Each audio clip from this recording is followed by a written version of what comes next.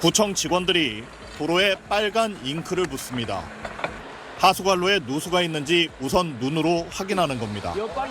관로가 좀 오래 사용하다 보니까 노후가 돼서 누수나 파손될 경우에 그 싱크홀 우려가 있기 때문에 GPR 장비로 도로를 훑으며 땅 속도 살핍니다. 이 GPR 장비의 안테나, 이 안테나에서 지하로 레이더를 쏴서 지하에 비어있는 공간을 탐사하게 됩니다. 탐사 가능한 깊이는 약 3m 안팎입니다. 서울시는 우선 신안산선과 GTX 등 관내 철도 건설 공사 구간 5곳, 49.3km 구간에서 GPR 집중 탐사를 하고 있습니다. 문제는 깊은 땅 속은 탐사가 안 된다는 겁니다. 같은 경우 터널이 있잖아요. 그런 것들은 실제 이제 상당히 땅 밑에 한 20m 또는 30m 정도가 되기 때문에 그런 것들은 확인이 곤란하죠. GPR로는요. 서울시는 땅 속에 센서를 부착한 관측정을 매설해 집안이나 지하수 변화를 추적하는 집안 치마 관측망도 도입할 계획입니다. 이 기술로는 지하 20m까지 감지가 가능한데 탐지 반경이 50m라는 한계가 있습니다. 서울시는 지난해 시내 181개 도로를 대상으로 집안 치마 안전지도를 완성했지만 불안을 부추길 수 있다며 비공개 방침을 유지하고 있습니다. 길에 다니기가 너무 겁나고 미리 대충 알려주면 시민들이 덜 불안하고 생활하는데 불편이 없을 것 같습니다. 어디가 위험한지에 대해서 미리 알려줘야지 거기에 대해서 대책을 좀 요구를 할 거 아닙니까? 사고가 난 뒤에 계속 이렇게 뒷북만 치면은 도대체 지자체가 왜 존재하냐는 거죠. 서울시는 현재 진행 중인 GPR 긴급 점검 결과는 나오는 대로 공개하기로 했는데 안전 관련 정보는 더 폭넓은 공개가 필요하다는 지적입니다. SBS 윤나라입니다. 지난달 24일 30대 오토바이 운전자가 숨진 서울 명일동 대형 땅꺼짐의 지름은 무려 20m, 깊이는 30m에 달했습니다. 7개월 전 서울 연희동에 생긴 대형 땅꺼짐으로 차를 몰던 노부부가 다쳤고 부산 사상구에서도 최근 땅꺼짐 현상이 잇따라 발생했습니다. 지난 10년간 발생한 땅꺼짐 사고는 2,085건으로 시민들은 불안감에 시달리고 있습니다. 여러 군데가 생기구나.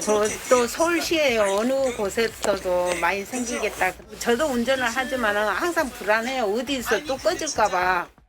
전문가들은 대형 땅꺼짐 사고는 사실상 인재에 가깝다고 입을 모읍니다. 대부분 사고 지점 인근에서 지하터널 공사가 진행되는데 굴착 공사 과정에서 토사가 조금씩 무너져 내리며 공동, 즉 빈 공간이 생겼을 가능성이 크다는 겁니다. 그 많은 흙들이 어디로 사라졌느냐가 제일 중요하잖아요. 땅속에 아무런 공사를 안 하면은 아무런 싱크홀이 발생하지 않겠죠. 명일동과 연희동 등 대형 땅꺼짐이 발생했던 사고 현장은 깨지기 쉬운 변성암 지질로 외부 충격에 약하고 암석이 잘게 부서져 있는 단층 파쇄대가 넓게 분포돼 있는 걸로 전문가들은 추정하고 있습니다. 지하터널 공사 과정에서 이 단층 파쇄대의 토사가 흘러내리고 순차적으로 땅이 꺼지면서 땅꺼짐이 생겼을 가능성이 있다는 겁니다.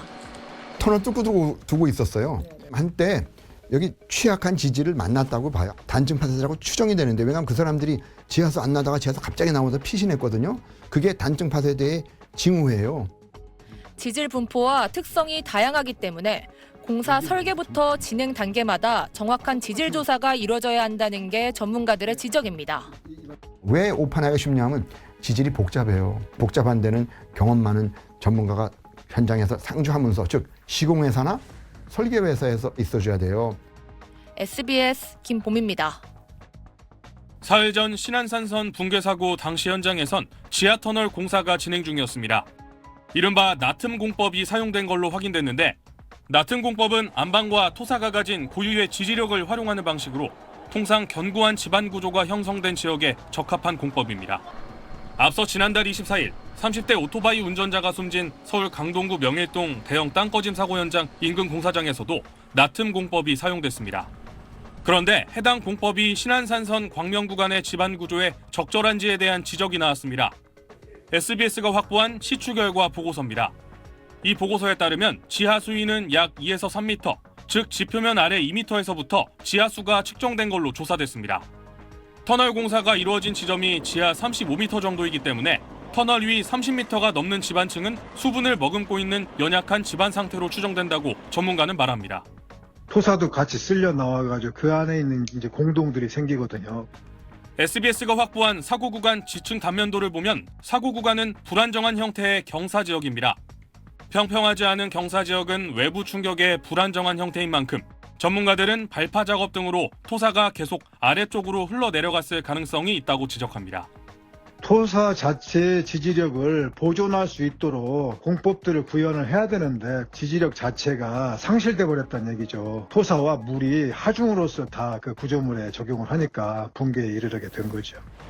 지난 2023년 감사원 보고서에도 사고 구간의 집안 상태는 5등급, 매우 불량하다고 적혀 있습니다. 감사원은 집안 파괴를 막기 위한 필수 구조물 설치가 반영돼 있지 않다고도 지적했습니다. SBS 신용식입니다.